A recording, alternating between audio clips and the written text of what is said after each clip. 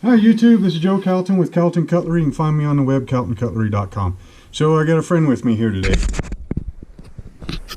One of my favorite kind of, it's not really a climbing saw, but I do enjoy it for, smaller ground type jobs. This one has got I want to say it's a 16-inch bar on it. Oh wait, I got the... Yeah, 16-inch bar. And these saws right here, these little McCulloughs, this one's a 110. I think I've got this 110. I think I've got two 120s. And I think that's it for the McCullough little bitty saws. I love the saws. I mean, they're a great little saw. They've got a whole bunch of torque and power for how big they are and everything. But the balance is a little bit off for me. For like a climbing saw, I like my Stihl 193T, I think. It's got like it's almost like you're holding a lunchbox with a bar sticking out the end of it. So it's got really good balance. Or a saw my father-in-law gave me, it's a Homelight Super 2, I think, something like that. It's got a much more, forward type handle. But anyway, so this video right here isn't so much about this particular saw as it is about my learning how to sharpen chainsaws. Okay, so you guys know that I do an awful lot of basically handymanning, right? So, taking care of rental properties for the most part. And so that entails, plumbing, drywall, although I hate drywall. I'm not really all that good at it, but I get by. Painting, painting's not really my favorite either, but plumbing, lawn care, tree care, I mean, all that kind of stuff. And a lot of it is tree care. You got to keep up on the trees, make sure that, limbs don't fall and hit roofs and go through them.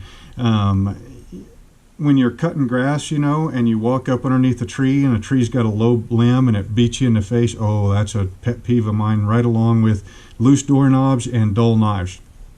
So anyway, so I remember the first chainsaw I got was a Husqvarna 345. I still got the saw. It's a great little saw. Runs a 16-inch bar. And for a long time, that was my only saw. And looking back now, I'm kind of amazed at all the projects I did with that little bitty saw. And then I got into some really big cottonwoods. So this one cottonwood tree in particular, it is it is at least 6 foot in diameter at the base. It might be 7. I haven't cut the whole thing down yet.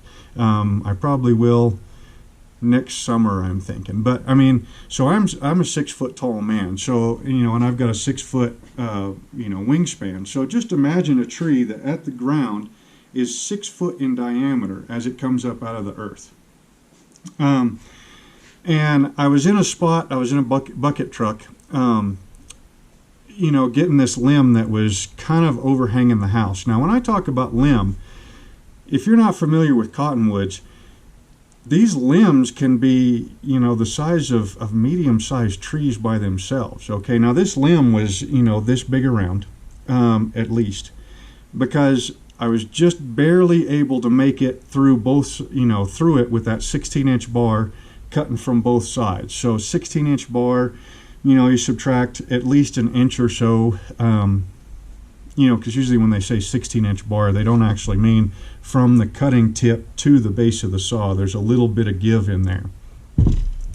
But even then, if it had a 15-inch cut, and I was cutting from both sides, and I was just had maybe an inch of overlap, that's a 28-inch diameter. That's a 28-inch diameter limb. And cottonwood is really, really, at that time of the year, was really wet. When I finally did cut through that limb, I went back, and there was a steady stream of sap. I mean, it was drip, drip, drip, but the drips were so closely spaced that it was an entire stream of sap pouring out of that limb. So anyway, so I ended up overrunning the saw it got dull, and I just kept right on going. I wanted to get the cut finished so that I didn't have this big old limb hanging out over like a walkway, right? Because that wasn't really particularly safe. Well, that was the only saw that I had. So I ended up making the cut, but I ended up overheating the saw and had to rebuild the whole top end of it. Right about then was when I really decided I needed to learn how to sharpen saws, okay? And that's kind of what this is about. I mean, you know, I do an awful lot of knife sharpening videos, right? And I'm constantly telling you guys how easy it is to sharpen your own knife, and how you really ought to, I mean, if you use a knife, you really ought to get yourself a stone and learn how to freehand sharpen your own knives, and how much easier your knife work will be once you learn how to sharpen. Well, that was what I was going through with chainsaws. And this all happened within the last 2 years. Okay, so it's fairly fresh in my head, and that's kind of what I was, wanting to do this video, because, I'm the guy that's constantly telling you how easy it is to sharpen knives. Well, I didn't know how to sharpen a chainsaw chain. Now, I had bought just about every jig I could find, okay, short of the the little grinder style, where you take the chain off the bar, and then you mount the chain in this little doohickey, and then you bring down basically an angle grinder, to sharpen your teeth. I had spent, I don't know how much money on different files and file guides, and like these little things right here, the little Dremel stones that go in your Dremel tool along with a guide that will, sharpen up the teeth. I actually use them for like cleaning up file work and stuff now, and they work really good for that. I didn't have all that good of luck with them on chainsaw chains. Probably because since I didn't really know how to sharpen a chainsaw chain, I would push it too far. I would buy a new chain, I would install it on the chainsaw, and then I would go to cutting, and then as it got dull, I would just push harder, and make the saw work harder, and then just keep going until pretty much the thing wouldn't cut anymore. Try to sharpen it. Sometimes it would get sharper, sometimes it was really tough to tell.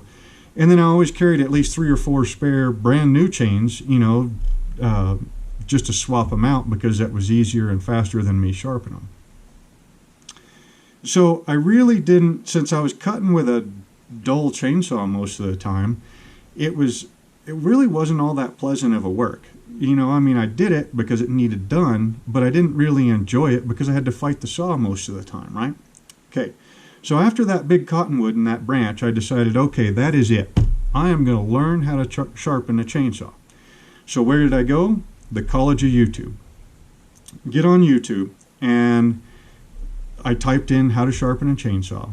And immediately, there's 30 different hits on this is how you properly sharpen a chainsaw. And they were talking about jigs, and they were talking about, turning the saw upside down, and, measuring every single tooth, and, really making it seem like, man, it can't be that hard to sharpen a frickin' chainsaw. It's not that hard to sharpen an axe or a knife. Why is it so dang hard to sharpen this chainsaw? And it's certainly not that hard to sharpen, say, a handsaw, like a...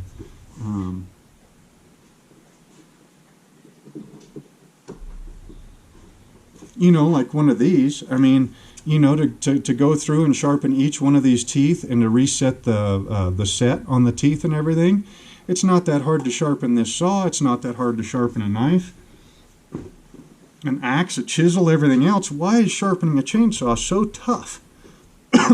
So, I kept searching for videos and everything, and finally I found this guy. His name's Buckin Billy Ray Smith, I think, okay? And I think that's the name of his channel, too. He lives up in Canada, I think. And you could tell right off the bat, I don't know which video of his I watched first. I think he's got, probably 400 or 500 videos. And the guy has got a really easygoing, non-structured type of YouTube style. Most of his videos are a half hour long, but man, 30 minutes just goes in a blink of an eye when you're watching him, because he makes everything so easy. So Buckin Billy Ray Smith he says he was a logger. He used to do production falling and big tree work like what we have up in the mountains here. Where they go in, they log a whole section, replant it, and then move on to the next one.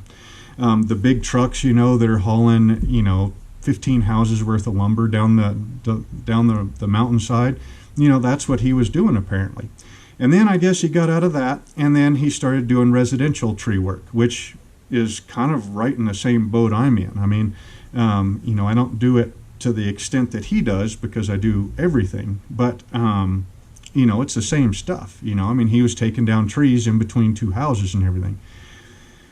Well, the way he made sharpening chainsaws, I mean, all he uses is a file. He does use a raker gauge, which mine's in my toolbox and everything. And I'm not going to show you how I sharpen a saw because it's not really what this video is about. I mean, I'm at the point now where I take a new chain, I put it on the saw, I go ahead and I cut with that chain until the chain starts to slow down a little bit in the cut. And then I stop, go ahead and take the chainsaw back to the truck, pull out my file, and then go ahead and sharpen the chain back up, and then get back to cutting. And so I don't know, I've probably sharpened, I think I've worn out at least, half a dozen or a dozen chains, something like that. So, over beginner, maybe like a journeyman type stage, or maybe even not quite a journeyman type stage, because I'm just now starting to kind of sort of tell the difference between the angles of the teeth. So, you got this saw, right? And you've got your teeth, and this one will be pointed this way, and this one will be pointed this way, right? And so this angle on, say, this tooth is like that, all right? Well, I'm starting to be able to tell the difference if I sharpen it too much this way or too much this way. So my next step is going to be, as I keep sharpening everything, is really pay attention to that and decide in what type of wood do I like a steeper angle or a narrower angle. And then, when to sharpen or when to bring the rakers down, as to what type of wood I'm cutting and everything. So pretty much I'm at the, take a new chain, install it, cut with it until it quits cutting good, and then I can make that chain cut pretty much as good as it was out of the box. Sometimes a little bit better. Just with a file, so no guides, no nothing like that. So how do I tie that back into knife sharpening? It's kind of the same deal, okay? I've made thousands and thousands of knives, right? So I've sharpened every single one of those. I've sharpened every knife that that I own and work with all the time. I don't even know how many knives I've sharpened. But still, when it came from the difference between a chainsaw and a knife, I went onto YouTube and I kept looking until I found somebody that made sharpening a chainsaw sound easy, to where he put it in such a manner that I could grasp the concepts that he was after. Close-ups of teeth, what you were actually doing with the files. Once I was kind of able to see exactly what it was we were after, then it was just a matter of practicing, developing muscle memory in each hand. When I sharpen chainsaws, most of the time, now I never go to a job with just one saw. So I typically, depending upon the job, I carry 2 or 3 saws, to go with me. One, it's a little bit faster. I can get my work done and then come back home to the shop that evening and then go ahead and sharpen them all up if they need them and put them away for the next use. Second of all, it's what happens if, something happens to one saw. Well, now I've got another saw as a backup. And then third of all, these old saws are just a kick in the seat of the pants. Picking them up, fixing them, and getting them back running again is a ton of fun by itself. But typically now Buckin sharpens most of his saws that I've seen him in his videos. He sharpens them when he's sharpening with a file. He does have the grinding set up and everything. but most of the time it seems like he's sharpening them on the bed of or the back of a pickup truck.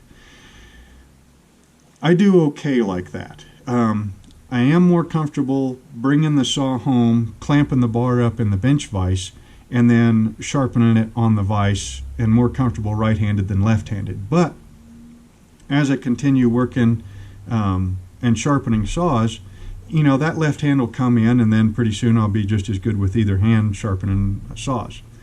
Well, the same thing happens with knife sharpening. So if you're at the point where, you know, you can use a knife, and you're kind of the same deal. You buy a new knife, and then you use it until it starts getting dull, and then instead of stopping and sharpening the thing because, you know, it needs it, you just push it until it's really super dull and it won't cut anymore, and then you send it off to some dude and have him sharpen it, or you just buy another knife and do the same thing all over again. Get on YouTube, find a guy that makes sharpening seem easy, whether it's me or Murray Carter or you know, any number of knife sharpeners on the net, okay, that are sharpening with just a plain, straight up old sharpening stone. And of course, well, here I've got a Lansky diamond hone, a plain, simple sharpening stone, right? Be it oil stone, diamond stone, or water stone. Find somebody that makes it seem easy, that first of all encourages you that yes, you can do this. I mean, this is as easy as tying your shoelaces. 2, explains it in such a manner that it's easy to watch them, and so you'll keep watching them more. Tells you exactly what it is that you're after. You know, you take a knife that's dull, and you abrade this side until you get a burr on this side. Abrade this side until you get a burr on this side. Move that burr back and forth, you know, to weaken it and get it prepared for removal. Remove the burr, and then a final touch-up, and that's how you sharpen a knife. So find a guy that makes it easy, or a gal, makes it easy to understand, makes it fun, and presents it in a way that you can understand it, and then you just get yourself a stone and your knife, or, you know, a junk knife to practice on, and practice. You know, I've got videos on here where I've taken beginners, I mean total beginners, people that have never sharpened before, and taken them through step by step from a dull knife to a sharp knife. I've also got one where I take, you know, a pretty cool girl, and she's never held a straight razor before. Took her from a dull straight razor to a sharp straight razor, and then I went ahead and shaved with the razor, all on video, just to show that she did a good job on it. Never even held a straight razor before. Sharpening is really, really easy, but you have to put in the time to practice, just like these chainsaw chains. But I know that my work right now with a chainsaw is so much, I mean, now it's fun, you know, because I'm working with a sharp chain all the time. And when the chain goes dull, I know how to sharpen it back up, just using a simple file, and all thanks to Buckin Billy Ray Smith. So, Buckin, if you ever see this video, or if somebody else sees it, you know, thank you for showing me how to sharpen chainsaws. You've made my work a ton easier, a lot more enjoyable, and I really enjoy your videos. If you guys need to learn how to sharpen a knife, you know, check out my videos. Maybe I'll be able to help you the same way that Buckin Billy Ray helped me. So yeah, so that was, and if you want to learn how to sharpen a chainsaw, I mean, if you really need me to, I can show you how I do it, but honestly, I'd much rather send you over to Buckin Billy Ray, you know, have him show you how to sharpen the chainsaws, because he makes it fun and he makes it easy.